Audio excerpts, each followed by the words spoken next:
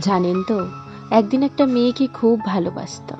একটু খেপি, একটু বদমেজাজি, একটু অবুঝ, আর অনেক অনেক ইমোশনাল। আমাকেও খুব ভালোবাসতো। কিন্তু একদিন তুমুল ঝগড়া, ভুল বোঝাবুঝি, অনেক অশান্তি হলো। কিছুতেই কিছু ঠিক হলো না। দিয়ে তারপর, দাঁড়ান দাঁড়ান, এই আপনারা কি ভাবছেন বিচ্ছেদ হয়েছে? ভাবলেন নাকি? না না, একদম তা না। কি যেন বলেন, ওরম একজন জীবনসঙ্গী অনেক ভাগ্যে পাওয়া যায়। তাকে আবার হারাতে দেওয়া যায় নাকি? সে এখন আমার স্ত্রী, আমার সংসারের গিন্নি। কিন্তু এখন সে আর সেই ছোট্টটি নেই।